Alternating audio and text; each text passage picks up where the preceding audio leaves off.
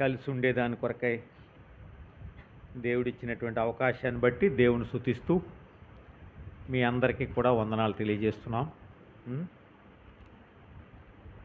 సాధారణంగా ఎక్కడ వాక్యం చెప్పాలని ఉంటుందంటే మాకు కొంతమంది ఉంటారు, ఎవరు చెప్పినా కానీ చాలా బాగా చెప్పారంటారు, ఏం చెప్పినా కానీ చాలా బాగా. అటువంటి వాళ్ళు అయితే ఇష్టం మాకు, ఎందుకంటే ఏం తప్పులు పట్టుకోరండి. ఎందుకంటే ఎవరు చెప్పినా ఏం చెప్పినా అసలు అది ఏంటి అనేది తెలియదు. ఎలా చెప్పారంటే చాలా బాగా చెప్పారంట. కానీ ఇప్పుడు ఏమైందంటే ఐజాక్ గారు, సతీష్ గారు, బోయిస్ గారు వీళ్ళందరూ ఎదురుగుండా ఏదోటి చెప్తే కుదరదు, వాక్యమే చెప్పాలి. ఆ వాక్యం కూడా మళ్ళీ అందరికి అర్థమయ్యేటట్టుగా ఉండాలి, అప్పుడే కష్టం. మొన్న నేను సెకండ్ సాటర్డే రోజుని ఇది ప్రధాన ఎంగేజ్మెంట్ కార్యక్రమంకి వెళ్ళాను. వాళ్ళిద్దరూ డాక్టర్లు, ఒక ఆయనేమో ఎండి, ఆవిడేమో ఎంబీబీఎస్. చాలా పెద్ద పెద్దోళ్ళు వచ్చారు. అంటే పెద్ద పెద్దోళ్ళు అంటే ఈ అంగీలు వేసుకున్న వాళ్ళు స్టేజ్ మీద ఉన్నారు, టైలు కట్టుకున్న వాళ్ళు ఉన్నారు, ఇన్షర్ట్లు చేసుకున్న వాళ్ళు, కోట్లు వేసుకున్న వాళ్ళు, గడ్డాలు పెంచిన వాళ్ళు. ఎందుకంటే వాళ్ళే కదా పాస్టర్లు అంటే ఈ రోజుల్లో.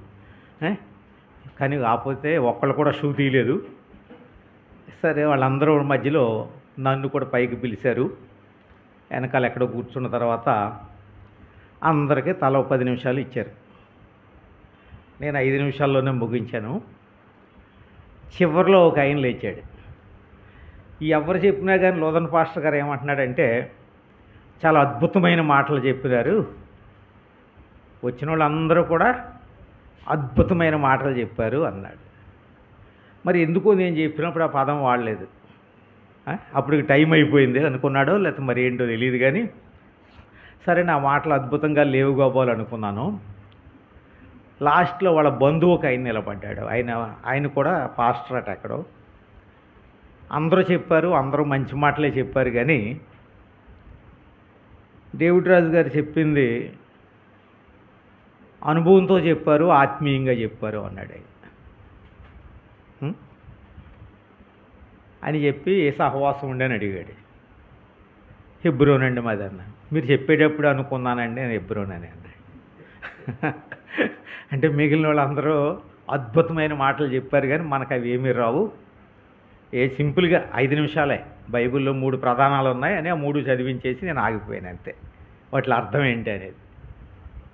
కనుక కొంతమంది ఉంటారు, ఎవరో ఎక్కువ మంది ఏం చెప్పినా బాగానే ఉందంటారు, కానీ మరి కొంతమంది మాత్రం వాటిలో ఉండేటువంటి సత్యము, ఆత్మీయత, వాస్తవము.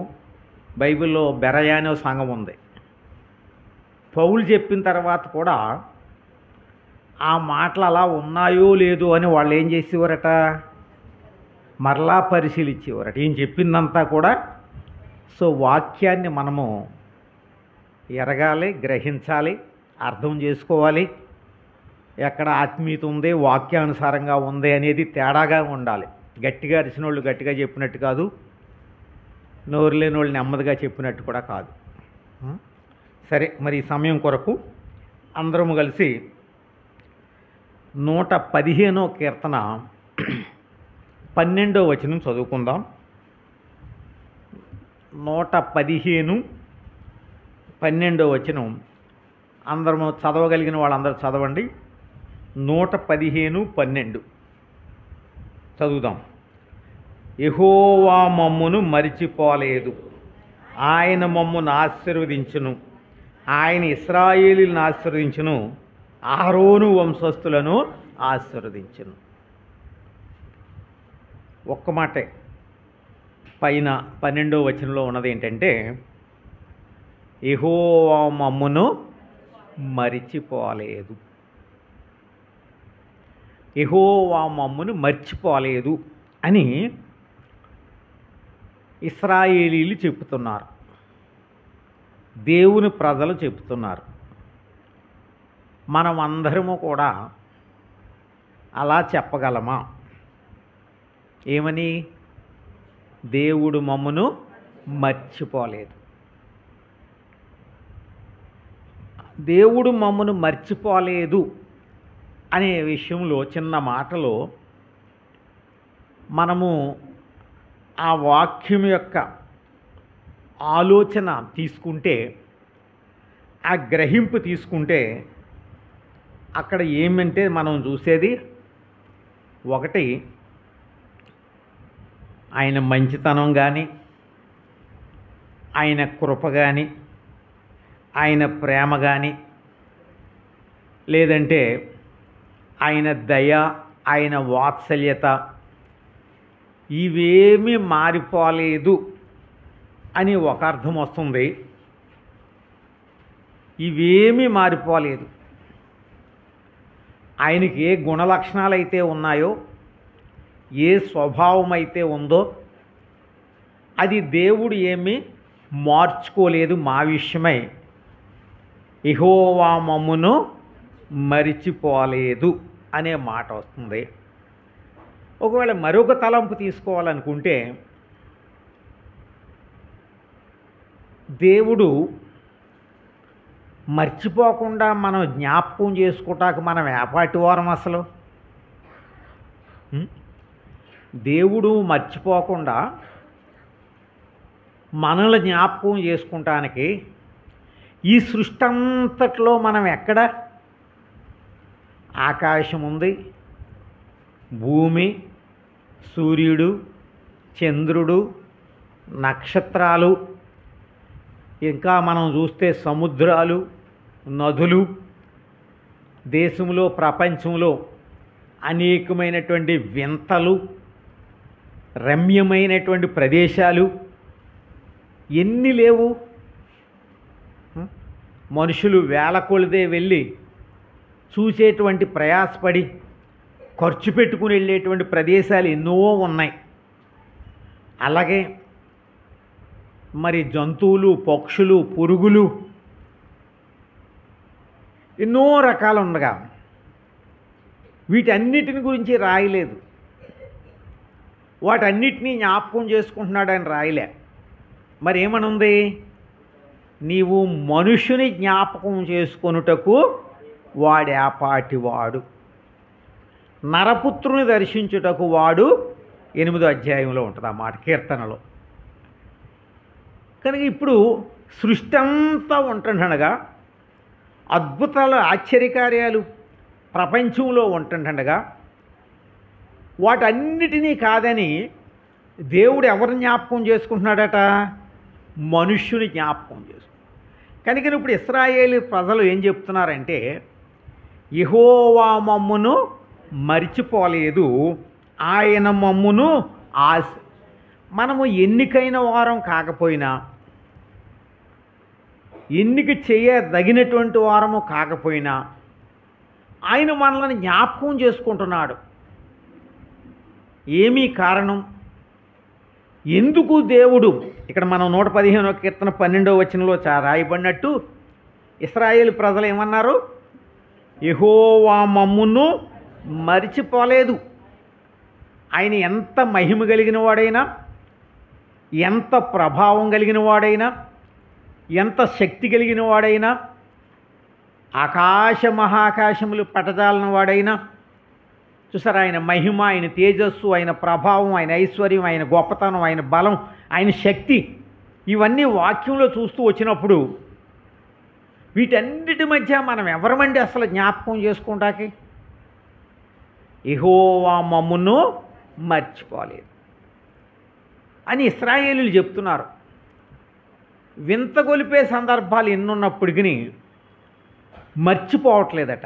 ఆయన అంటాడు, చూడండి, యెషయా గ్రంథం 44వ అధ్యాయం, యెషయా 44:21 అందరం కలిసి చదువుదాము. యెషయా 44:21 అందరము కలిసి చదువుదాం. చదవండి. యాకోబు, వీటిని జ్ఞాపకం చేసుకొనుము, నీవు నా సేవకుడవు, నేను నిన్ను నిర్మించి తిని. ఇశ్రాయేలు, నీవు నాకు సేవకుడివై ఉన్నావు, నేను నిన్ను మరచిపోజాలను. సో దేవుడు ఇశ్రాయేలు ప్రజలేమో దేవుడు మమ్మును మర్చిపోలేదని చెప్తుంటే దేవుడు ఏమంటున్నాడంటే, ఇశ్రాయేలు నేను నిన్ను మరువను, నేను నిన్ను మర్చిపోను. కారణం ఏంటంటే అక్కడ చెప్తున్నాడు, నీవు నా సేవకుడు, నీవు నా సేవకుడు. మనం ఎరుగుదాం. ఆయన నిర్మించాడు. చూడండి అక్కడే ఉంటుంది 43లో 43 అధ్యాయంలో ఎందుకు ఇశ్రాయేలు ప్రజలను దేవుడు మర్చిపోవట్లేదు అని అంటే, మొదటి వచనంలో నేను నిన్ను సృజించిన వాడను, ఐ హ్యావ్ క్రియేటెడ్, నేను నిన్ను సృజించిన వాడను. రెండో వచనంలో నిర్మించిన వాడను, ఫార్మేషన్ అంటారే, సృజించినవాడు, నిర్మించినవాడు, విమోచించినవాడు, పేరు పెట్టి పిలిచి. 4 మాటలు చూడండి. మొదటి లైన్లోని సృజించినవాడు, కలుగు చేశాడు, అవయవాలు ఇచ్చి నిర్మించాడు, విమోచించాడు, తర్వాత పేరు పెట్టి పిలిచాడు. ఆ కారణం చేత దేవుడు ఏమంటున్నాడంటే, నేను నిన్ను మరిచిపోజాలను. దేవుడు మమ్మును మరిచిపోలేదు. మనల్ని మర్చిపోలేదు అంటే అర్థం ఏంటి అంటే, మనము దేవుని విషయమై చూపించిన ప్రేమ, చేసినటువంటి కార్యములు, అదే సమయంలో మరి ఆయన కొరకై చేసినటువంటి పరిచర్య, సేవ, ఇవన్నీ కూడా మనం అనుకుంటాం ఎవ్వరూ మనల్ని పట్టించుకోవట్లేదు అని. కానీ ఆయన ఏమంటున్నాడు, ఇవన్నీ జ్ఞాపకం చేసుకుంటున్నాను, మీరు చేసిన ప్రతి పని నేను గుర్తు చేసుకుంటున్నాను, నేను మర్చిపోజాలను. ఆయన మర్చిపోయేటువంటి దేవుడు కాదు. కారణం ఏంటంటే, మనలను పుట్టించినవాడు, మనలను విమోచించినవాడు, మనలను పిలిచినవాడు, మనల్ని ఏర్పాటు చేసుకుని కోరుకున్నవాడు. ఆయన మర్చిపోయే దేవుడు కాదు. మనల్ని ఎరుగుదుడు, మన పనులు ఎరుగుదుడు, మన ప్రేమ ఎరుగుదుడు, మన సేవ ఎరుగుదుడు, మనం ఎటువంటి సర్వీస్ చేస్తున్నామో ఎరుగుదుడు. హెబ్రీలకు రాసిన పత్రిక 6వ అధ్యాయంలో అంటాడు, హెబ్రీలకు రాసిన పత్రిక 6వ అధ్యాయం 10వ వచనంలో ఒక మాట అంటాడు. 6:10లో ఆయన చెప్పిన మాట ఏంటంటే, 6వ అధ్యాయం 10వ వచనం, మీరు చేసిన కార్యమును మీరు పరిశుద్ధులకు ఉపచారం చేసి ఇంకనూ ఉపచారం చేయుచుండుట చేత తన నామమును బట్టిన చూపిన ప్రేమను మర్చుటకు దేవుడు. సో ఆయన మర్చిపోయేవాడు. అది తన నామమును బట్టి చూపిన ప్రేమను మరుచుటకు ఆయన మనుషుడు కాదు, అన్యాయస్తుడు కాదు. సో అర్థం ఏంటయ్యా అంటే, ఆయన మనలను జ్ఞాపకం చేసుకుంటూ ఉన్నాడు. మన ప్రేమ, మన సమర్పణ, మన త్యాగము, మన పరిచర్య, మన కష్టము, మన చేసే పనులు అన్నిటినీ కూడా ఆయన ఏం చేస్తున్నాడండి, జ్ఞాపకం చేసుకు. యెహోవా మమ్మును మరిచిపోలేదు. ఆయన మర్చిపోడు, ఆయన విడిచిపెట్టడు, అన్నిటినీ జ్ఞాపకం చేసుకుంటాడు. హోషే గ్రంథంలో ఇశ్రాయేలుల గురించి ఆయన ఏమంటాడంటే, హోషే గ్రంథం 11వ అధ్యాయంలో, హోషేయ అంటే దానియేలు తర్వాతే ఉంటుంది. 11వ అధ్యాయములో 8వ వచనములో ఏమంటాడంటే, ఎఫ్రాయిము నేను ఎట్లు నిన్ను విడిచిపెడతాను, ఇశ్రాయేలు నేను ఎట్లు నిన్ను విసర్జిస్తాను. కనుక అర్థం ఏంటి, నేను ఎట్లు నిన్ను ఏముంది అక్కడ, నేను ఎట్లు నిన్ను విడిచిపెట్టుదును. కనుక దేవుడు మర్చిపోడు, దేవుడు విడిచిపెట్టడు. యెహోవా మమ్మును మరిచిపోలేదు. సంవత్సరాలు గడిచిపోతున్నాయి, దేవుడు మర్చిపోవట్లే. దేవుడు విడిచిపెట్టడు. అక్కడ ఇశ్రాయేలీని అన్నాడు, నిన్ను విమోచించాను, నిన్ను పేరు పెట్టి పిలిచాను అన్నాడు. ఇక్కడ వారిని గురించి ఏమంటాడంటే 3వ వచనములో, ఎఫ్రాయిమును చెయ్యి పట్టుకొని వానికి నడక నేర్పిన వాడను నేనే, వారిని కౌగిలించుకున్న వాడను నేనే, వానిని స్వస్థపరిచేవాడినైన నేను. కనుక ఆయన నడిపించేవాడు, స్వస్థపరిచేవాడు, పోషించేవాడు, నరక నేర్పినవాడు. సో ఇవన్నీ మనం చూస్తూ వచ్చినప్పుడు ఎఫ్రాయిము, నేను ఎందుకు నిన్ను మర్చిపోతాను, నేను ఎందుకు నిన్ను విడిచిపెడతాను అని చెప్తున్నాడు. సో ఇప్పుడు మొదటి తలంపు ఏంటంటే, నేను చదివిన 2 వచనాలు, యెషయా 44:21 ఏమన్నాడంటే, నేను నిన్ను మరచిపోజాలను, నేను నిన్ను మరిచిపోజాలను. So will not be forgotten. ఎట్టి పరిస్థితుల్లో నువ్వు మరవబడవు. 115:12 ఇశ్రాయేలు చెప్పారనమాట. హోషేయలో ఏమంటాడంటే, నేనెందుకు నిన్ను విడిచిపెడతాను, నీకు నడప నేర్పి నేను ఎత్తుకొని నిన్ను కౌగులించుకున్న వాడను నేను ఎందుకు విడిచిపెడతాను అన్నాడు. దేవుడు ఇలా మాట్లాడుతూ ఉంటే మనం ఎరుగుదాం. ఇశ్రాయేలీలు ఏమనుకున్నారు చూడండి. యెషయా గ్రంథం 49వ అధ్యాయం. యెషయా గ్రంథం, వారు కొన్నిసార్లు ఇలా తలస్తూ వచ్చారు. 49వ అధ్యాయం 14వ వచనములో సంఘం అనుకుంటుందంట. ఇక్కడ సంఘము సియోన్ అని ఉంది, ఇశ్రాయేల్ అని ఉంది, ఏదైనా తీసుకోండి. యెషయా 49:14 చదవం.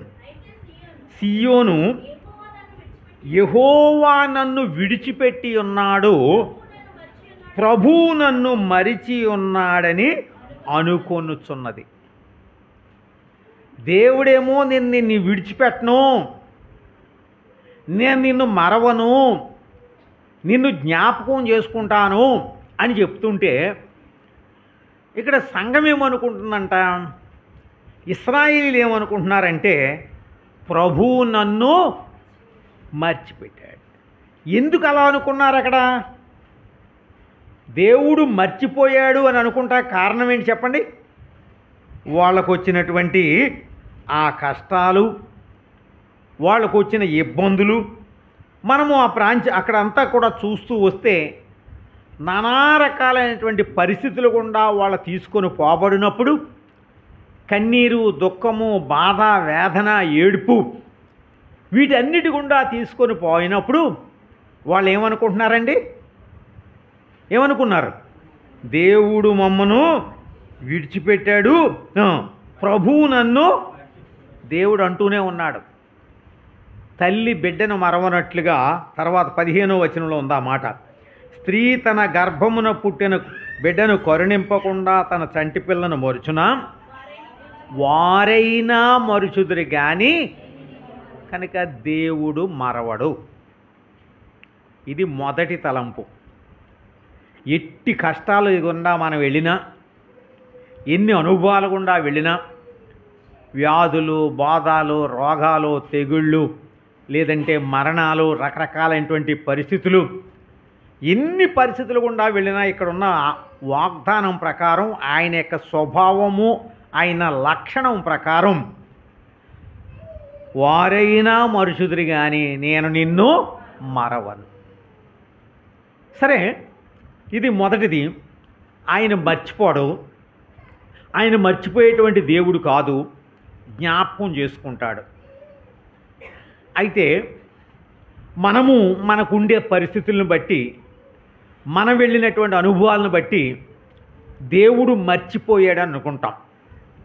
దేవుని వాక్యంలో చూస్తూ వచ్చినప్పుడు దేవుడు ఎప్పుడు జ్ఞాపకం చేసుకుంటాడు, ఎటువంటి పరిస్థితుల్లో జ్ఞాపకం చేసుకుంటాడు? రండి 136 కీర్తన 23 వచనం అందరం చదువుదాం. 136 కీర్తన 23 వచనాన్ని అందరము బైబిల్ ఉన్నవాళ్ళు తీయగలిగిన వారు చదవగలిగిన వారు చదవండి. 136:23 చదవండి. మనము దేన దశలో ఉన్నప్పుడు ఆయన మనలను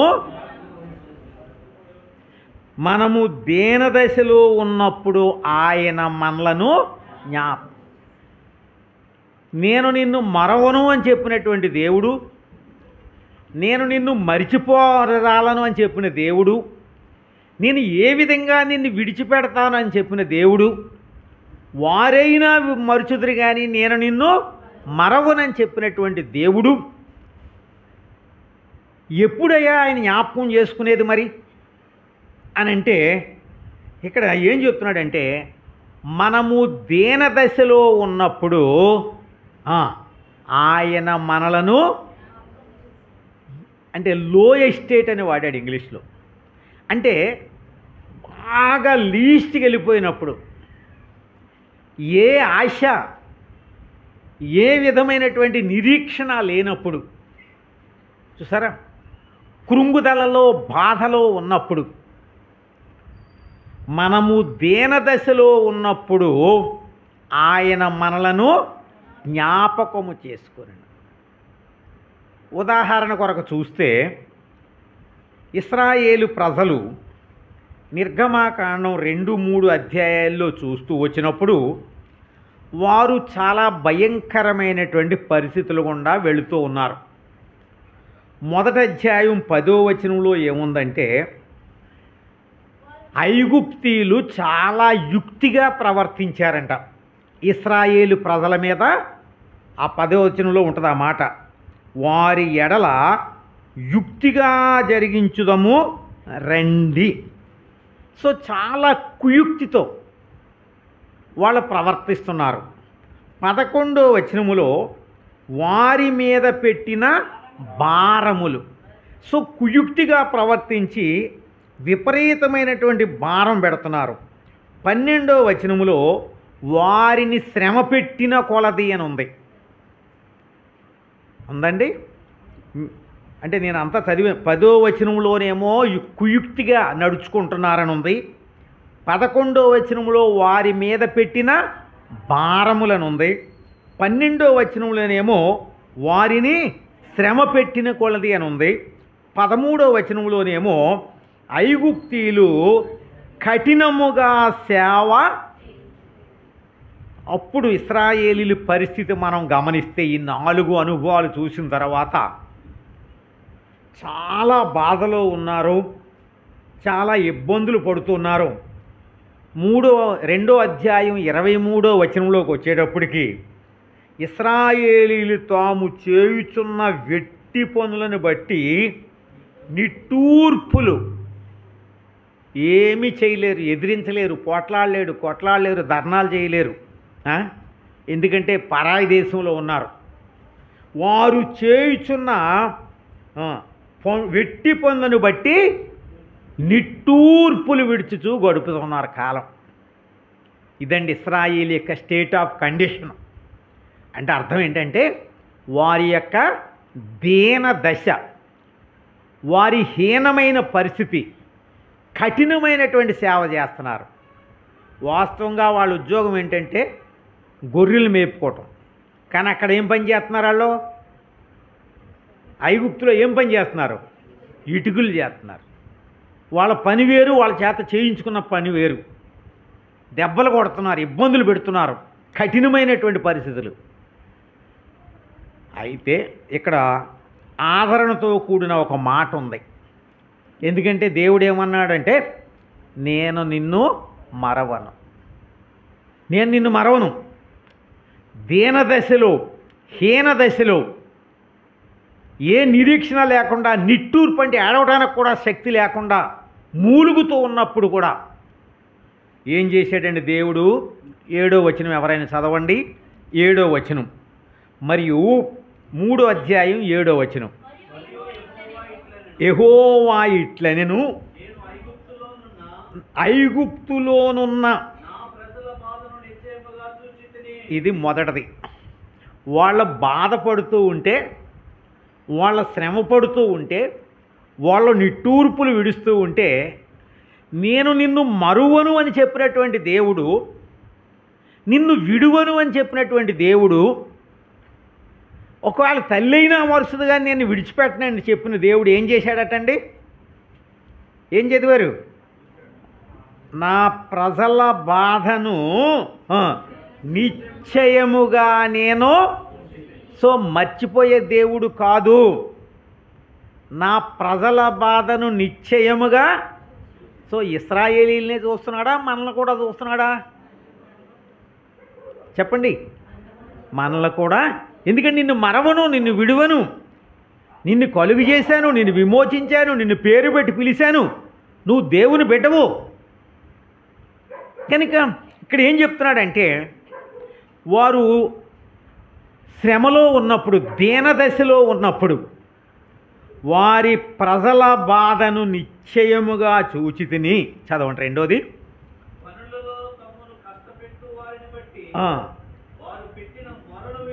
వారి ప్రార్థన చెప్పాలి. చూచాడట, విన్నాడట. దేవుడు చూచేవాడండి. మన దేవుడు కన్నులు కలిగిన వాడు. దేవుడు చూచేవాడు. ఇది మర్చిపోకూడదు మనందరం కూడా. చూచేవాడు మాత్రమే కాదు, వినేవాడు. ఏంటి వినేవాడు? వారి మొర వింటిని, వారి మొర నేను వింటిని. నువ్వెన్ని ప్రార్థనలు చేస్తున్నావో, అది వ్యక్తిగతంగా కానీ, కుటుంబంతో కానీ, సంఘంతో కానీ, లేదా నీ కొరకై ఎవరెవరైతే భక్తులు, సేవకులు ప్రార్థన చేస్తున్నారో, ఈ ప్రార్థనలన్నీ కూడా దేవుడు నిన్ను చూస్తూ ఉన్నాడు. ఎంత బాధపడుతున్నావో, ఎంత కన్నీరు గారుస్తున్నావో. అదే సమయంలో ఇక్కడ రాస్తాడు, వారు పెట్టిన మొర నేను విన్నాను. చదువున్నాను. వారి దుఃఖములు నాకు నేను ఎరుగుదును. ఎంత దుఃఖంలో ఉన్నారో, ఎంత బాధలో ఉన్నారో నేను ఎరుగుదును. ఏమండి, చూశాడు, విన్నాడు, తెలుసు, సరిపోద్దా? చెప్పండి, సరిపోద్దా? విన్నాడు కదా. అక్కడ వెంటనే ఒక మాట ఉంటుంది. ఏంటంటే, అవన్నీ చదువుతూ వస్తే 8వ అధ్యాయం వారిని విడిపించుటకని చెబుతూ 8వ వచనం ఆఖరు మాట ఏంటండి? 8వ వచనం ఆఖరు మాట, వారిని పాలు తేనెలు ప్రవహించు దేశమునకు వారిని నడిపించుటకు దిగి వచ్చి ఉన్నాను. విన్న దేవుడు, చూసారా? చూచిన దేవుడు, విన్న దేవుడు. తర్వాత ఇంకొక మాట చదివాం మనం. తెలిసినటువంటి దేవుడు ఏం చేశాడట? చెప్పాలి.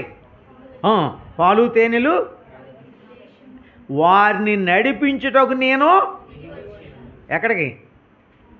దేవుడు పైనుండి, అదండి దేవుడు. నేను నిన్ను మరిచిపోజాలను. దిగి వచ్చాడు, వాళ్ళ దగ్గరికి వచ్చాడు, మోషేని పంపించాడు వారి దుఃఖాలు తెలిసినప్పుడు. కనుకని మనము దీనదశలో ఉన్నప్పుడు ఆయన మనలను జ్ఞాపకం చేసుకున్నాడు. ఒకవేళ మన ఆత్మీయమైనటువంటి జీవితానికి కనుక దీన్ని అన్వయించుకుంటే, మన ఆత్మీయమైన జీవితాలకు మనము ఇశ్రాయేలీలు ఐగుప్తు యొక్క అనుభవము, ఐగుప్తు యొక్క బానిసత్వము, ఐగుప్తు యొక్క కఠినమైన సేవ, ఐగుప్తు యొక్క ఆ యొక్క ఫరో లేదంటే అతను పెట్టినటువంటి ఆ కఠినమైనటువంటి సేవ మన జీవితాలకు గనక మనం ఒక్కసారి అన్వయించుకుంటే, మరి మనమెవరము? వారు బానిసలట. ఇశ్రాయేలీలు ఐగుప్తులో ఎటువంటి వాళ్ళండి? వాళ్ళు బానిసత్వం చేస్తూ వచ్చారు. ఎందుకంటే అక్కడ ఉంది, ఫరో కఠినమైనటువంటి సేవ చేస్తూ వచ్చాడని. నిజమే, వాళ్ళ బానిసలు. అంతేకాదు, మనం చూస్తూ వచ్చినప్పుడు మరి మనమెవరము లోకంలో? పాపము చేయు ప్రతివాడు పాపానికి అంటే ఏంటో. దాశరకానికి బానిసత్వానికి తేడా ఏంటి? రెండు ఒకటే, స్లేవరీ.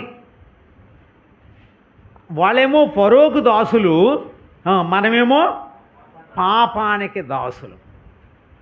ఫరోకు దాసులైనటువంటి కారణం చేత వారు కఠినమైనటువంటి సేవ చేస్తూ వస్తే మనమేం చేసామయ్య అంటే ఈ పాపము మనలను బానిసలుగా చేసింది. పాపం చేసే ప్రతివాడు పాపానికి దాసుడు గనక ఈ పాపం మనలను బానిసలుగా చేసింది, దాసులుగా చేసింది. ఆ యొక్క రుణము మనము తీర్చలేనటువంటి వారం అయ్యాము. కనుకనే సాతాను దేవుని వాక్యంలో చూస్తే తన ఇష్టము చొప్పున బంధించిందని ఉంది 2 తిమోతి 2:25లో. సాతాను మనల్ని ఏం చేసిందటండి? అక్కడ ఎవరు బంధించారు? ఇశ్రాయేలీని ఎవరు బంధించారు? ఫరో బంధిస్తే నిన్ను నన్ను ఎవరు బంధించారు? పాపం బంధించింది. తర్వాత ఇంకా సాతాను బంధించింది. బైబిల్లో ఉన్నమాటే, నేను చెప్పట్లే. సాతాను తన ఇష్టము చొప్పున బంధించింది, చెరపట్టింది అని మనం చూస్తున్నాం. అంతేకాదు, మనమంతా జీవితకాలం అంతా కూడా ఎవరికి దాసులు మనం చెప్పండి బైబిల్లో?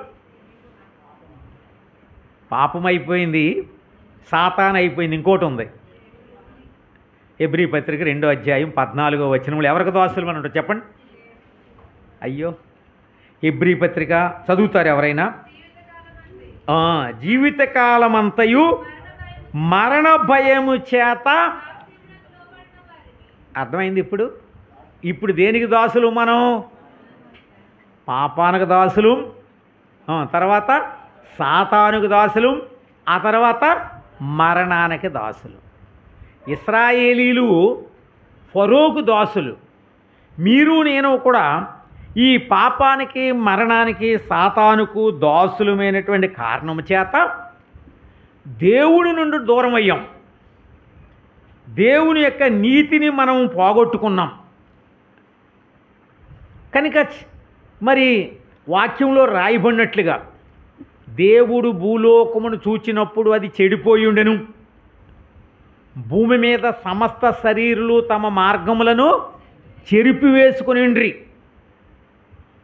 నీతిమంతుడు లేడు, ఒక్కడు లేడు అని చెబుతూ మన బానిసత్వాన్ని చక్కగా వివరించాడు. అక్కడ ఏమంటాడంటే, వారు గొంతు తెరిస్తే సమాధి, వారి పెదవుల కింద సర్పవిషం ఉంది, ఇంకా వారి కన్నులెదుట దేవుని భయము బొత్తుగా లేదు, శాంతి మార్గం అనేది వారి, అంటే ప్రతి అవయవాన్ని వివరించాడు అక్కడ. సో ఈ విధంగా దాసులమైనటువంటి మనం మరి అనేక రకాలైనటువంటి ఈ శరీరాశ, నేత్రాశ, జీవబడంబం, ఈ విధముగా ఎన్నో నిరాశలు, నిస్పృహలు, దుఃఖము, బాధ బైబిల్లో మనం చూస్తాం. నాశనకరమైనటువంటి గుంట అని, జిగటగలిగినటువంటి దొంగ ఊబి అని, వీటన్నిటినీ బట్టి మరణానికి పాత్రులమని, శిక్ష అనుభవించవలసిన వారమని, పాతాళానికి పోవలసినటువంటి వారమని, నీతి లేనటువంటి వారమని. ఇది మన దీన దశ. ఒకప్పుడు ఎలా అర్థమైందో నాకు తెలీదు. మనము పాపానికి దాసులుగా ఉన్నప్పుడు నరకానికి పాత్రులు, పాతాళానికి పాత్రులు, శిక్షకు పాత్రులు, అగ్నికి పాత్రులు. వేరే లేదు. దైవోగ్రతకు మనము పాత్రులు అని ఉంది. మనసు యొక్కయు శరీరం యొక్కయు కోరికలు నెరవేర్చుకున్నందున దైవోగ్రతకు పాత్రులు అన్నమాట. అయితే పాఠం ఏంటి అంటే, మనము దీనదశలో ఉన్నప్పుడు ఆయన మనలను జ్ఞాపకం చేసుకున్నాడు. మనము దాసులుగా ఉన్నప్పుడు, ఇశ్రాయేలీలు దాసులుగా ఉన్నప్పుడు వారిని ఏం చేశాడు? జ్ఞాపకం చేసుకుని వారిని విడిపించేదానికి దిగివచ్చి వారిని ఐగుప్తులో నుండి వెలుపలికి తీసుకొచ్చాడు. అలానే మనము ఈ పాపానికి మరణానికి సాతానికి దాసులుగా ఉన్నప్పుడు తద్వారా నెమ్మది లేకుండా సంతోషం లేకుండా భయంకరమైనటువంటి దుస్థితిలో జీవిస్తూ నిత్య నాశనము అపవాదికిని వాని దూతలకు సిద్ధపరిచినటువంటి నిత్యాగ్నిగుండంలోనికి పోవలసి వచ్చినప్పుడు ఇశ్రాయేలును విడిపించడానికి మోషేని పంపించాడు. నిందు నన్ను విడిపించడానికి ఆయనే కుమారుడుగా లోకంలోకి వచ్చి ఆ వాక్యము శరీరధారి అయి కృపాసత్య సంపూర్ణుడుగా మన మధ్య అదండి మనము దీన దశలో ఉన్నప్పుడు ఆయన మనలను ఏంటి మన దీన దశ అంటే పాపానికి శాపానికి మరణానికి దాసులంగా ఉన్నప్పుడు ఈ కోరికలు ఇచ్ఛలు శరీరము దేవుడున్నాడనే గ్రహింపు లేకుండా ఏ విధమైన నిరీక్షణ లేకుండా హెల్ప్లెస్ అండ్ హోప్లెస్ కండిషన్లో మనం ఉన్నప్పుడు మరణపాత్రులమై ఉన్నప్పుడు పౌలు ఒక మాట అంటాడు, మరణమునకు లోనగు ఈ శరీరము నుండి నన్ను ఎవడు విడిపిస్తాడు. సో ఈ శరీరమే ఇది మరణ పాత్రలు మరణానికి పోవాలి, ఎవడు విడిపిస్తాడు? మనము దీన దశలో ఉన్నప్పుడు ఆయన మనలను అంటే ఏంటి? ఇప్పుడు మన దీనదశ చెప్పండి మీరు. పాపానికి దాసులు, మరణానికి పాత్రులు, నిత్యమైన శిక్ష అనుభవించవలసిన వారం. అక్కడ ఉంటుంది ఏడుపు పండ్లు కోరుకుట. అక్కడ అంటాడు మరణము చూడకుండా బ్రతుకున్నారుడు ఎవడు, పాతాళముకు పోకుండా తప్పించుకునేవాడు ఎవ్వరు లేరు. కనుకని మనము దీనదశలో ఉన్నప్పుడు ఆయన మనలను ఆయన లోకంలోకి నరుడుగా వచ్చాడు, యేసుక్రీస్తుగా వచ్చాడు. ఆయన తన ప్రాణాన్ని అర్పించాడు, తన రక్తాన్ని చిందించాడు. యేసు రక్తము ప్రతి పాపం నుండి కడిగి మనల్ని జ్ఞాపకం చేసుకున్నాడు కనుక లోకంలోకి వచ్చాడు. మనము దీనదశలో ఉన్నప్పుడు ఆయన మనలను జ్ఞాపకం చేసుకుని లోకంలోకి వచ్చి స్వస్థపరిచి ఆరోగ్యం ఇచ్చి మనలను ఆయన నీతిగా తీర్చాడు అనే మాట మనం చూస్తాం. మనలను నీతిగా తీర్చాడు. మనం ఆయన యందు దేవుని నీతి ఎగునట్లు పాపం ఎరిగిన ఆయన మన కొరకు పాపముగా 5:21 2 కొరింథీ 21 5:21లో ఉంటుంది. మనం ఆయన యందు దేవుని నీతి ఎగునట్లు. సో ఆయన మనలను నీతిగా తీర్చాడు. అంతేకాదు దేవుని వాక్యంలో చూస్తూ వచ్చినప్పుడు వారు దీనదశలో ఉన్నప్పుడు అంటే మనకు ఒక సందర్భం తెలుసు. 38 ఏండ్ల నుండి బెతెస్దా అనే కోనేరు దగ్గర ఉన్నాడట. 38 ఏండ్ల నుండి రోగం అండి. ఎలా ఉంటుందో ఒకసారి ఆలోచించండి ఆయన పరిస్థితి. ఓ సంవత్సరం లేవలేకుండా ఉంటే చేసేవాళ్ళు విసిగిపోతారు, ఎటువంటి వాళ్ళైనా విసిగిపోతారు. అటువంటిది ఎవ్వరూ లేని చోట కోనేటి దగ్గర ఎన్నేళ్ళు ఉన్నాడు. సో ఆయన దగ్గర ఏమొస్తుందో మీరు, ఎటువంటి సువాసన వస్తుందో మీరే ఆలోచించండి. అయితే ఒక మాట ఉంది, యేసు అతనిని చూచి, సో యేసు అతని దగ్గరికి వచ్చాడా, అతను యేసు ప్రభు దగ్గరికి వెళ్ళాడా? యేసే అతని దగ్గరికి వచ్చి స్వస్థపడగోరుచున్నావా? మనము దీనదశలో ఉన్నప్పుడు ఆయన మనలను ఆ బెతెస్దా అనే కోనేరు దగ్గరికి ఆయన వెళ్ళాడు. ఆ మనుషుడు అప్పటికి ఎలాగున్నాడు? 38 ఏండ్ల నుండి రోగి, 5 భర్తలు, ఇప్పుడున్న ఆయన 6 ఆయన. ఏమని పిలిచాడండి సమరయ స్త్రీని? అమ్మా. ఎక్కడికి వెళ్ళాడు? ఆ బావి దగ్గరికి వెళ్ళాడు. మనము దీనదశలో ఉన్నప్పుడు మగ్దలేనే మరియ గురించి ఏం రాయబడి ఉంది? 8 దెయ్యాలు. లూకాసు వార్త 8వ అధ్యాయం 2వ వచనం చదవండి. లూకాసు వార్త 8వ అధ్యాయం 2వ వచనం.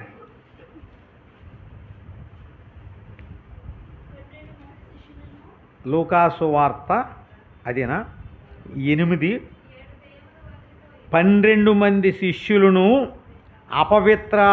అపవిత్రాత్మలను వ్యాధులను పోగొట్టబడిన కొందరు స్త్రీలను 7 దెయ్యములు వదిలిపోయిన కనుక దేవుడు మనము దీనదశలో ఉన్నప్పుడు, మార్కు సువార్త 5వ అధ్యాయంలో ఒక స్త్రీ ఉంటుంది, 12 ఏండ్ల నుండి రక్తస్రావం కలిగినటువంటి స్త్రీ. వీరందరి విషయమే నా పాఠం ఏంటంటే ఇంకెన్ని చెప్పుకున్నా వారు దీనదశలో ఉన్నప్పుడు ఆయన ఏం చేసుకున్నాడు? జ్ఞాపకం. ఇశ్రాయేలీలు ఐగుప్తులో వారి బాధలు చూసినట్లుగానే వీళ్ళ రోగాలు చూశారు, వీళ్ళ తెగులు చూసారా, వీళ్ళ కష్టం చూశాడు, వీళ్ళ కన్నీరు చూశాడు. ఇంకా అనేకుల్ని వారి దగ్గరికి వెళ్ళి ఎవ్వరూ సాధుపరచలేకపోతున్నారట. సమాధుల్లో వాసం చేస్తున్నాడట, సంఖ్యలు కూడా ఆపలేకపోతున్నాయంట. అటువంటి మనుషుడి దగ్గరికి ఈయన వెళ్ళాడు. ఎక్కడికి? గెరాసేనుల దోషంలోకి వెళ్ళాడు, సమాధుల్లోకి వెళ్ళాడు, వాడి దుస్థితిని చూచాడు. మనము దీనదశలో ఉన్నప్పుడు ఆయన మనలను జ్ఞాపకం చేసుకుని వీటన్నిటి నుండి కనుకనే పౌలు ఒక మాట అంటాడు, క్రీస్తు యేసునందు జీవమునిచ్చు ఆత్మ యొక్క నియమము పాప మరణ నియమముల నుండి నన్ను 8:2 రోమీలకు రాసిన పత్రికలు, పాప మరణ నియమముల నుండి ఆయన నన్ను తప్పించాడు. సో దేవుడే విధంగా విడిపించాడు. నా మాట విని నన్ను పంపిన వాని యందు విశ్వాసం ఉంచి వాడు నిత్యజీవం గలవాడు, వాడు తీర్పులోనికి రాక మరణములో నుండి, సో తీర్పులో నుండి తప్పించాడు. అర్థమవుతుందా? ఆ ధవళ సింహాసనం ఎదుట మనం నిలబడక్కర్లేకుండా ఆయన నీతిగా తీర్చాడు, విడిపించాడు, తప్పించాడు, స్వస్థపరిచాడు, ఆరోగ్యం ఇచ్చాడు, తీర్పు తప్పించాడు, పరిశుద్ధాత్మను మనలోనికి పంపించాడు, మనలను ఒప్పించాడు. మనలను ఈ విధముగా ఈనాడు చూస్తే ఎవరితోటో సహవాసం చేసేవాళ్ళం దేవుని బిడ్డలతో సహవాసం ఇచ్చాడు. పరలోకపు సంతోషం మన హృదయాల్లో ఉంచాడు. సో పాఠం ఏంటి అంటే మనము దీనదశలో ఉన్నప్పుడు ఆయన మనలను జ్ఞాపకం చేసుకున్నాడు. సరే, ఇది దేవుణ్ణి ఎరగనటువంటి పరిస్థితిలో జ్ఞాపకం చేసుకున్నాడని చదివాం. ఇశ్రాయేలీల్ని ఐగుప్తులో ఉన్నప్పుడు జ్ఞాపకం చేసుకుని సరే బయటికి తీసుకొచ్చాడు, వెలుపలకు తీసుకొచ్చారు. 15వ అధ్యాయంలో మంచి పాట పాడారు. ఏమని? ఏల్పుల్లో నీ సొమ్ముడు ఎవడు, పరిశుద్ధతను బట్టి నీవు మహనీయుడు, అద్భుతాలు చేసేవాడు, నీ వంటి వాడెవడు అని పాట పాడారు. నిర్గమాకాండం 15. 16వ అధ్యాయంలోకి వచ్చేటప్పటికి సణుక్కోవటం మొదలెట్టారు. మారా నీళ్ళు 15వ అధ్యాయంలోనే మొదలెట్టారు. మారా నీళ్ళు చేదైనవి, అంతే సణుగుడు. మరి ఒక్కరోజా 2 రోజులా? ఆయన అంటాడు, ఈ 10 మార్లు మీరు నన్ను శోధించారు అంటాడు సంఖ్యాకాండంలో. 10 మార్లు 14 అధ్యాయంలో ఉందన్నమాట. 10 మార్లు శోధించారట. దేవుడి కోపం వచ్చింది. ఓ టైంలో నశింపజేస్తానన్నాడు, పశ్చాత్తాపడ్డాడు. మోషే ప్రార్థన విన్నాడు. ఏం చేశాడు తెలుసా? ఒక్క మాట చదివిస్తాను చూడండి. అపోస్తుల కార్యములు 13వ అధ్యాయం మొట్టమొదట దీనదశలో ఉన్నప్పుడు ఆయన జ్ఞాపకం చేసుకున్నాడో, దీనదశలో ఉన్నప్పుడు జ్ఞాపకం చేసుకున్నాడో, జ్ఞాపకం చేసుకున్న దేవుడు రక్షించబడిన తర్వాత ఏం చేస్తున్నాడండి? అపోస్తుల కార్యములు 13:18 చదవండి ఎవరైనా. అపోస్తులు ఇంచుమించు 40 ఏండ్ల మట్టుకు, ఎన్నేళ్ళండి? అందరికి అర్థమైంది ఈ మాట. 40 ఏండ్ల మట్టుకు వారి చేష్టలను, మరి ఆయనే జ్ఞాపకం చేసుకోకపోతే ఈ 40 ఏళ్లలో ఇశ్రాయేలీలు ఏమైపోవాలి అసలు? ఒక్కరోజు కాదు వాళ్ళు విసిగించింది, 2 రోజులు కాదు. యెహోవా మమ్మును మర్చిపోలే. మనము అవిధేయులంగా ఉన్నాం, లోబడని వారంగా ఉన్నాం. ఇక్కడ ఇశ్రాయేలీలు అరణ్యములో 40 ఏళ్ళు విసిగించారంట. కీర్తన 90 అధ్యాయంలో ఈ మాట ఇంకా స్పష్టంగా ఉంది. ఇదే మాట కీర్తన 90 అధ్యాయంలో ఏం చూస్తామంటే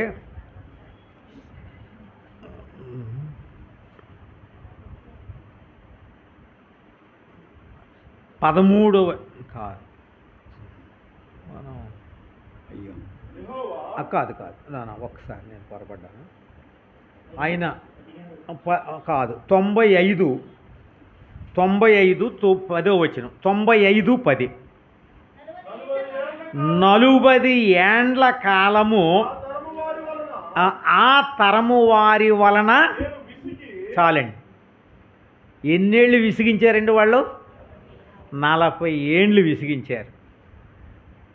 ఆయనే కనుక వాళ్ళ జ్ఞాపకం చేసుకోకపోతే వారు మంటివారు. 103వ కీర్తనలో ఏముంటుందంటే మనము మంటివారమని ఆయన. అలా కాదు, వీళ్ళు తెలివైన వాళ్ళు అనుకుంటే ఏం చేయాలి? తెలివైన వాళ్ళు అనుకుని 40 ఏళ్ళు మాట వినకపోతే ఏం చేయాలి? వెంటనే శిక్షించాలి. మనము దీనదశలో ఉన్నప్పుడు జ్ఞాపకం చేసుకున్న దేవుడే మనము అవిధేయులుగా ఉన్నప్పుడు కూడా, మనము విసిగించేటప్పుడు కూడా జ్ఞాపకం చేసుకుంటున్నాడు. మనము లోబడనప్పుడు కూడా ఆయన మనలను జ్ఞాపకం చేసుకుంటూ ఉన్నాడు అనేది ఇక్కడ మనం చూస్తున్నాం.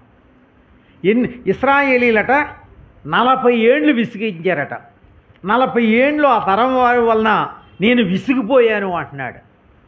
కానీ వారిని మరలా పాలు తేనెలు ప్రవహించే దేశములో యెహోవా మమ్మును, ఇక్కడ ఉండే మనం అందరం అటువంటి వాళ్ళమే.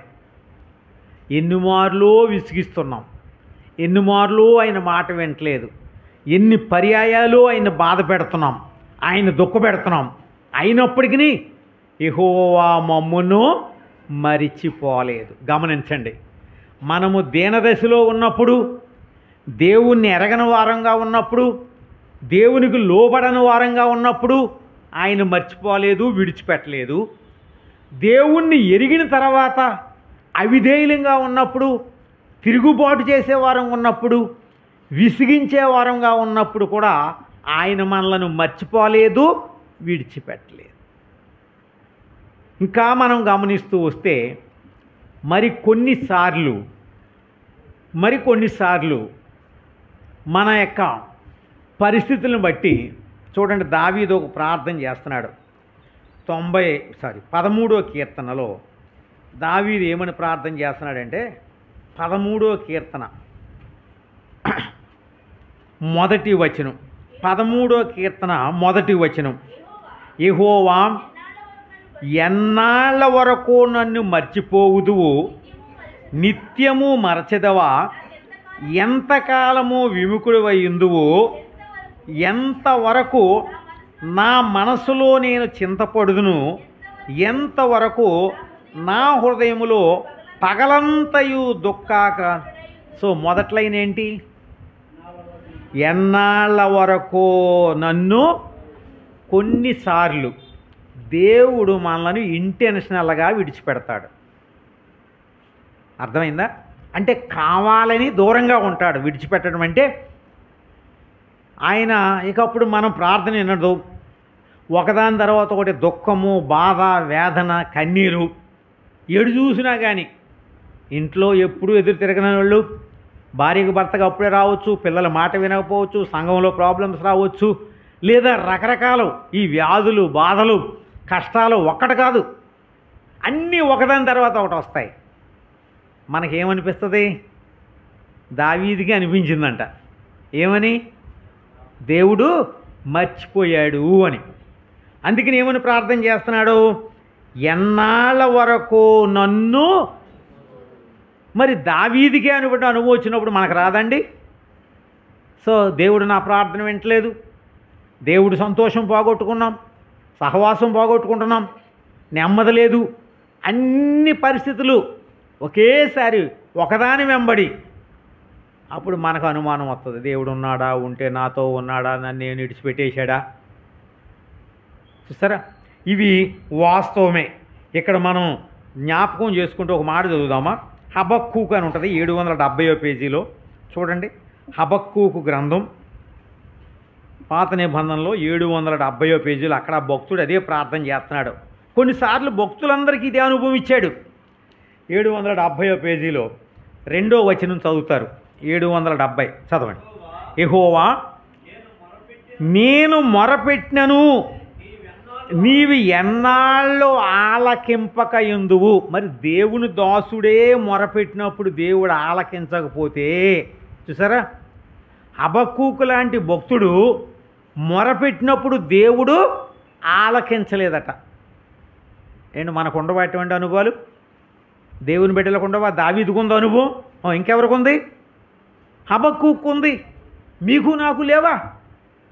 అరే దేవుడు ఉంటే నాకే ఎందుకు? నేను ఎంత మంచివాడిని, ఎంత చక్కగా ఉన్నాను, ఎంత మంచి సేవ చేస్తున్నాను, లేకపోతే ఎంత మంచిగా ఇస్తున్నాను, ఎంత మంచిగా వస్తున్నాను, మా అబ్బాయే ఇలాగెందుకు చేయాలి, మా అమ్మాయే ఇలాగెందుకు చేయాలి, నాకే ఇలాగెందుకు రావాలి, నా ప్రార్థన వింటలేదు, సంఘం ప్రార్థన చేస్తున్నారు. ఇలా చాలాసార్లు ఎన్ని నిరుత్సాహాలు. ఈయన అంటాడు, నేను మొరపెట్టినను నీవెన్నాళ్ళు ఆలకింపకయుందువు, బలత్కారము జరుగుతున్నదని నేను నీకు మొరపెట్టినను నీవు రక్షింపక ఉన్నావు, నన్నెందుకు దోషము చూడనిచ్చుచున్నావు, బాధ నీ వేళ ఊరకయ్యే చూచుచున్నావు. అంటే ఎన్ని పరిస్థితులు గుండా వెళ్ళాడో తెలీదు. కనుక దావీదు కానీ హబక్కూకు కానీ మిగిలినటువంటి వారిని కూడా మనం ఇక్కడ జ్ఞాపకం చేసుకుంటూ వచ్చినప్పుడు ఇదే మాటలు మాట్లాడుతూ వచ్చాడు. దావీదైతే చాలాసార్లు ఇదే ప్రార్థన చేశాడు. కీర్తన 6:3. నేను ఎందుకు ఇవన్నీ చెప్తున్నానంటే, దేవుని దాసులముగా, దేవుని ప్రజలముగా, దేవుని ఎరిగిన వారముగా కొన్నిసార్లు మన అవిధేయతను బట్టి కష్టాలు వస్తున్నాయి, అప్పుడు విడిచిపెట్టట్లేదైనా. కొన్నిసార్లు మన పరీక్ష కొరకు, చూసారా, మన స్థిరత్వం కొరకు 6:3లో ఏమంటున్నాడు? నా ప్రాణము అదురుచున్నది, యెహోవా ఎంతవరకు నన్ను కరుణి. 3వ వచనంలో కూడా అదే ఉంది. యెహోవా నీవు ఎంతవరకు నన్ను కరుణింపక. సో దేవుడు విడిచిపెడతాడు. అటువంటి అనుభవాలు వస్తాయి. దేవుడు ఆలకించడు, దేవుడు దూరంగా ఉంటాడు, ప్రార్థన వినడు. కానీ ఒకటి వాస్తవం, ఇశ్రాయేలీలు కూడా ఇలాగే ఉన్నారు. చూడండి, విలాప వాక్యములు అని ఉంటుంది ఇర్మియా తర్వాత. విలాప వాక్యములు అక్కడ ఉండే మాట ఏంటంటే, విలాప వాక్యాల్లో 5వ అధ్యాయం 20వ వచనంలో, యెహెజ్కేలుకు ముందు 5:20, నీవు ఎల్లప్పుడూ మరిచిపోవుట ఎలా, మమ్మును ఇంతకాలము విడిచిపెట్టుట. విడిచిపెట్టేశాడు అనుకుంటున్నారు వాళ్ళు. కానీ మన పాఠం ఏంటండి? యెహోవా మమ్మును. సో ఇప్పుడు ఈ భక్తులందరికీ అదే అనుభవం. దేవుడు విడిచిపెట్టినట్లుగా, దేవుడు మర్చిపోయినట్లుగా, దేవుడు జ్ఞాపకం చేసుకోదేదన్నట్టుగా రకరకాలైనటువంటి అనుభవాలు గుండా వాళ్ళు ఉన్నారు. కానీ వారిని విడిచిపెట్టాడా? లేదు. ఇప్పుడు మనం ఎవరెవరినైతే చూసామో వాళ్ళందరినీ కూడా సమకూర్చాడు. దావీదు ప్రార్థన తర్వాత విన్నాడు, అలాగే హబక్కూకు ప్రార్థన విన్నాడు, భక్తుల ప్రార్థనలు విన్నాడు. యెహోవా మమ్మును మర్చి. 3 అనుభవాలు చెప్పాను ఇప్పటికి. మొదటిది ఏంటండి? మనము దీనదశలో ఉన్నప్పుడు ఆయన మర్చిపోలేదు. మనము దీనదశలో ఉన్నప్పుడు ఆయన మనలను జ్ఞాపకం. రెండోది ఏం చెప్పుకున్నామంటే, మనము అవిధేయులంగా ఉన్నప్పుడు, మాట వినని వారంగా ఉన్నప్పుడు, లోబడనొల్లని వారంగా ఉన్నప్పుడు, ఆయన చిత్తం తెలుసుండి కూడా కొన్నిసార్లు సాహసించి చేసినప్పుడు కూడా 40 ఏండ్లు వాళ్ళు విసిగించారట, అయినా వారిని విడిచిపెట్టలేదు. వాళ్ళకి ఇచ్చిన వాగ్దానం నెరవేర్చాడు. వారి పితరులతో చేసినటువంటి వాగ్దానం నెరవేర్చాడు. యెహోవా వారిని మర్చిపోలేదు. 3వ అనుభవం ఏం చూస్తున్నామంటే, దావీదు హబక్కూకు లాంటి వారిలో దేవుడు అవసరాన్ని బట్టి కొంతకాలం వాళ్ళకి దూరంగా ఉన్నాడు. అవసరాన్ని బట్టి కొన్ని సంవత్సరాలు వారిని కన్నీరు గుండా, దుఃఖం గుండా, బాధ గుండా నడిపించాడే కానీ వారిని మాత్రం విడిచిపెట్టలేదు. ఇప్పుడు మనం ఇక్కడ ఏం చదువుతున్నాం? 5:20లో నీవు మమ్మును ఎల్లప్పుడూ మర్చిపోవుటయ్యాలా. ఎల్లప్పుడూ మర్చిపోయాడా? ఆయన అసలు ఒక్కరోజు విడిచిపెడితే ఏమవుతామో మనం. ఆయన యొక్క కాపుదలే కనుక లేకపోతే ఏమవుతామో. మరి ఎందుకండి ఇటువంటి పరిస్థితులు అంటే దేవుడు మనలను అవసరాన్ని బట్టి పరీక్షించేదాని కొరకై స్థిరత్వంగా ఉంటామా, నమ్ముతామా, తప్పుతామా, ఏ మాటకి విలువిస్తాము, ఎవరి మాటకి, ఈలోగా రకరకాలైనటువంటి సలహాలు వస్తాయి, సంప్రదింపులు వస్తాయి, సజెషన్స్ వస్తాయి. అది వాక్యానికి విరుద్ధం అని తెలుసుండి కూడా మనం కొన్నిసార్లు ఉండే పరిస్థితులను బట్టి వాళ్ళకి లోబడతామా, లేదు స్థిరముగా ఉంటామా, సేవలో కానీ, కుటుంబంలో కానీ, వ్యక్తిగతంగా కానీ. యెహోవా మమ్మును మరిచిపోలేదు అనే మాట మనం చూస్తున్నాము. కనుక ఇంకా మనం దేవుని వాక్యంలో చూస్తూ వచ్చినప్పుడు మరికొన్నిసార్లు దేవుని వాక్యంలో మనం ఏం చూస్తామంటే, చూడండి, కొరింథీ 2వ పత్రిక 1వ అధ్యాయంలో ఈయన అంటాడు. కొరింథీ 2వ పత్రిక 2వ అధ్యాయం 8 నుండి 10 వరకు కనుక చదువుతూ వస్తే ఇక్కడ పౌలు యొక్క అనుభవాలు మనం చూస్తూ ఉంటాం. 8వ వచనంలో ఏమంటాడంటే, అక్కడ ఒక మాట ఉంది, మాకు తటస్థించిన శ్రమ అని చెబుతూ, మేము బ్రతుకుదుమను నమ్మకం లేక ఉండునట్లుగా మా శక్తికి మించినటువంటి అత్యధిక భారము వలన దొరకలేదా మీకు? 8వ వచనం 2 కొరింథీ 1వ అధ్యాయం 8వ వచనం ఆఖరు భాగంలో ఏముందంటే, మేము బ్రతుకుదుమను నమ్మకం లేక ఉండునట్లుగా మా శక్తికి మించిన అత్యధిక భారం వలన కృంగిపోతిమి. అయితే తర్వాత ఒక మాట ఉంది 10వ వచనంలో, అట్టి గొప్ప మరణము నుండి మమ్మును, అసలు బ్రతుకుదుమనే నమ్మకం లేదట, అటువంటి పరిస్థితులు గుండా వెళ్ళాడు. ఎవరు? పౌలు. అయితే దేవుడు ఏమంటున్నాడు ఇక్కడ, మళ్ళీ తర్వాత ఏమంటున్నాడు ఆయన? అట్టి గొప్ప మరణం, 10వ వచనంలో, గొప్ప మరణము నుండి మమ్ములను తప్పించెను, ఇక ముందుకును తప్పించును. దేవుడు మర్చిపోడు. గొప్ప మరణం పొందవలసినవాడు అత్యధిక గొప్పగా మమ్మల్ని తప్పించాడు. ఇంకొక వచనం కూడా చదవండి, ముగిస్తాను. ఇంకా తిమోతి 2వ పత్రిక 4వ అధ్యాయంలో, తిమోతి 2వ పత్రిక 4వ అధ్యాయంలో ఆయన అంటాడు, ఏమంటాడంటే 4వ అధ్యాయం 17వ వచనం,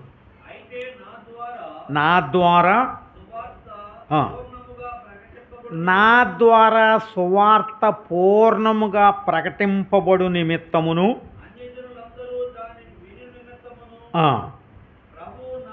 ప్రభువు నా ప్రక్క నిలిచి నన్ను బలపరిచిన గనక సింహము నోట నుండి, అంటే ఎటువంటి అనుభవంలోకి వెళ్ళాడంటారు? పౌలు ఎటువంటి అనుభవంలోకి వెళ్ళి ఉంటాడు? సింహం ఉందంట పక్కనే. ఎవరండి? ఎలా ఉంటుందో మనకి చూసారా?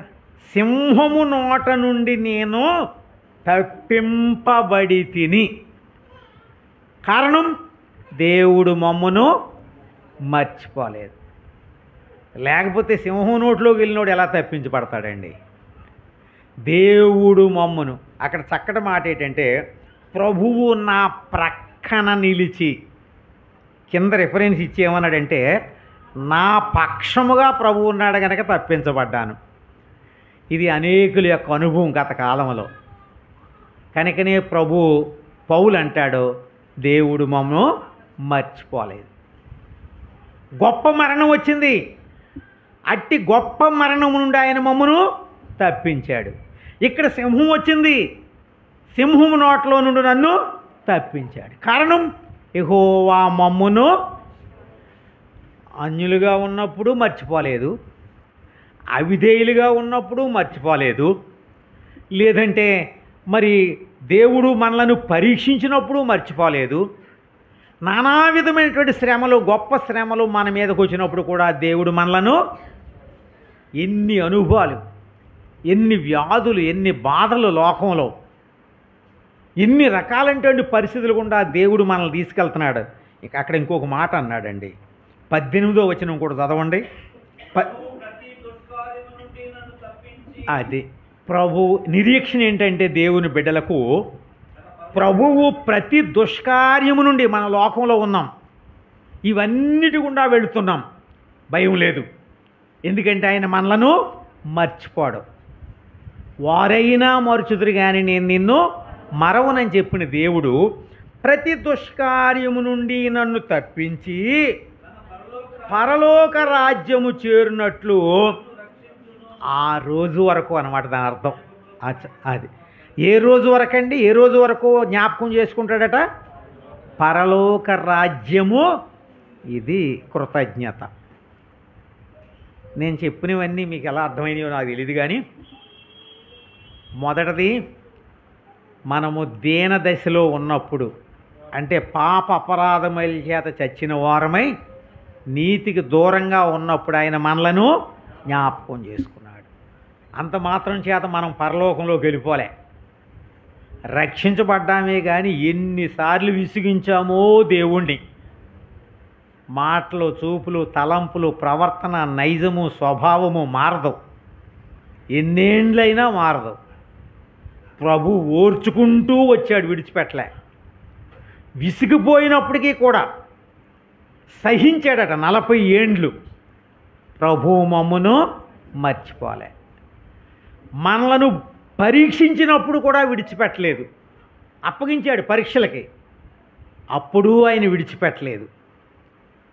చివరిలో చూసాం, శత్రువు, బలమైనటువంటి శత్రువు మన మీదకు వచ్చినప్పటికి, అది వ్యాధో, బాధో, రోగమో, తెగులో, మనోవిచారమో, దుఃఖమో, మరొకటో, యాక్సిడెంటో, మరి ఏదో, ఎన్ని రకాలైనటువంటి సింహాలు మన మీదకు వచ్చినప్పటికి సింహము నోట నుండి నేను తప్పించబడి. ఎందుకంటే ప్రభువును ఏముంది అక్కడ?